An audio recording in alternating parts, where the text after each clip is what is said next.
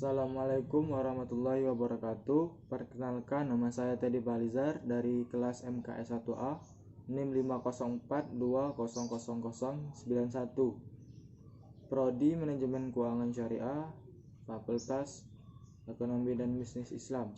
Di sini saya akan menjelaskan tentang paragraf. Pengertian paragraf adalah kumpulan kalimat yang biasanya mempunyai satu ide pokok dan cara penulisannya sedikit menjorok ke bagian dalam atau menggunakan garis baru. Nama lain dari paragraf adalah alinea. Paragraf juga suatu rangkaian kalimat yang memiliki suatu gagasan utama. Dalam artikel ataupun model tulisan lainnya, rangkaian paragraf yang berisi tentang keseluruhan isi dari tulisan tersebut.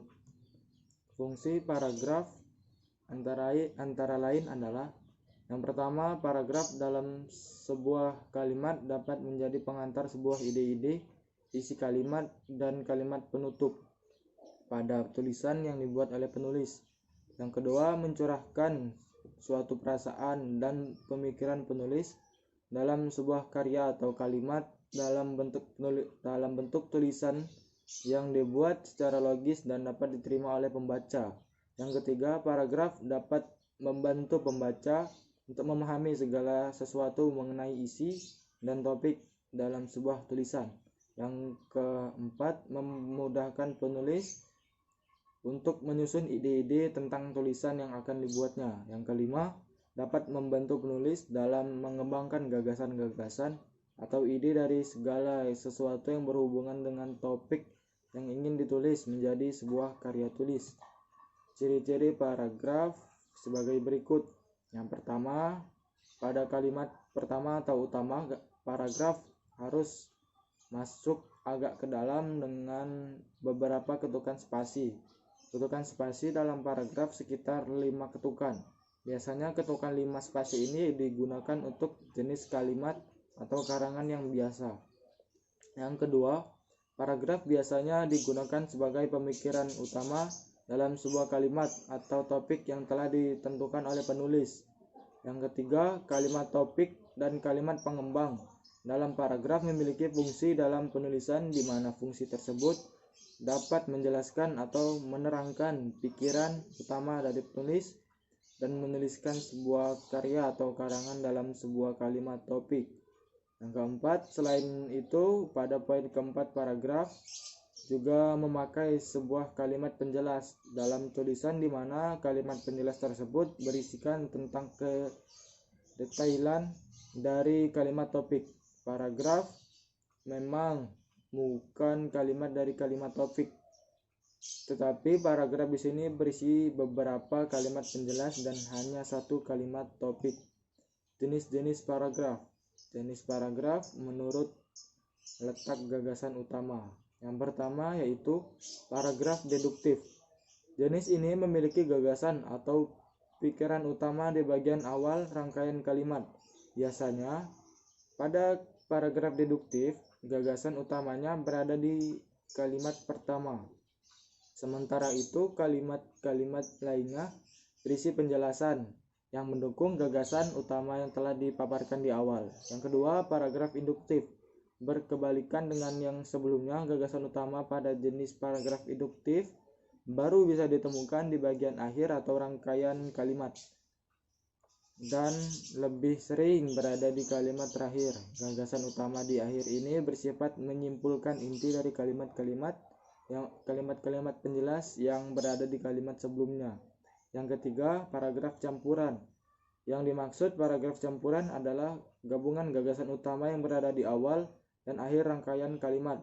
Gagasan di kalimat awal biasanya berupa inti pikiran dari paragraf tersebut. Sementara itu, di bagian akhir kembali ditekankan mengenai gagasan utama dengan kalimat yang mungkin saja berbeda dari kalimat gagasan utama di awal. Jenis paragraf menurut tujuannya. Yang pertama, paragraf narasi. Isi dari jenis paragraf ini bersifat menceritakan suatu hal secara kronologis. Untuk yang bersifat naratif, Setiap kalimatnya disusun secara runtut sehingga memudahkan pembaca membayangkan kejadian atau peristiwa yang tengah diceritakan. Karena sifatnya yang bercerita, pembaca akan menemukan sudut pandang dalam kalimat-kalimat di paragraf tersebut. Jenis ini biasanya dijumpai pada cerpen, novel, ataupun prosa bebas lainnya. Yang kedua, paragraf eksposisi. Paragraf eksposisi adalah jenis paragraf yang isinya berupa penjelasan untuk memaparkan fakta-fakta yang ada. Karena fakta menjadi dasarnya, tulisan-tulisan eksposisi cenderung bersifat ilmiah. Tujuannya adalah memberikan informasi yang detail kepada pembaca. Ciri-cirinya adalah memiliki fakta yang jelas dari berita ataupun penelitian dan tidak mencampurkan pendapat penulis di dalamnya. Model seperti ini cenderung dijumpai pada artikel-artikel berita. Yang ketiga, paragraf argumentasi.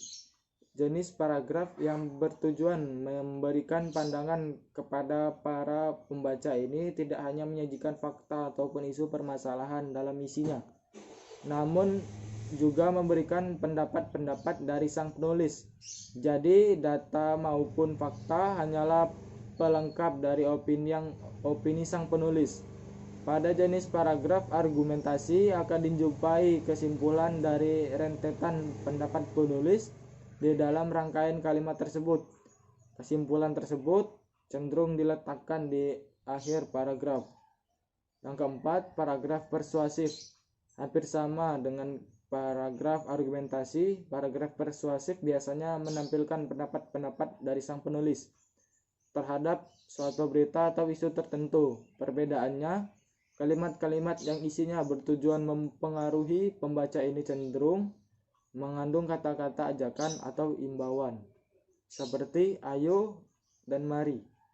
Kata dan gaya bahasa yang digunakan pun dipilih untuk semenarik mungkin untuk semakin meyakinkan pembaca atas ajakan tersebut. Yang kelima, paragraf deskripsi.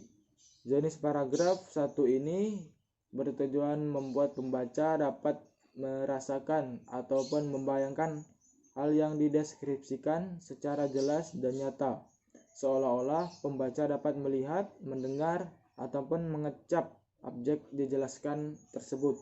Karena itulah isinya merupakan gambaran lengkap dari sebuah objek yang disusun dalam kalimat-kalimat.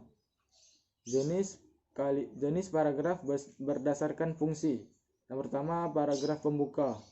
Dalam sebuah karangan, paragraf pembuka umumnya ditulis untuk memancing rasa keingintahuan pembaca terhadap isi artikel secara keseluruhan. Yang kedua, paragraf isi. Paragraf ini berisi bagian-bagian pokok dalam suatu karangan. Yang ketiga, paragraf penutup. Paragraf ini biasanya berisi kesimpulan, saran, harapan, ringkasan, dan penekanan kembali hal-hal yang terdapat dalam setiap karangan. Yang keempat, paragraf penghubung.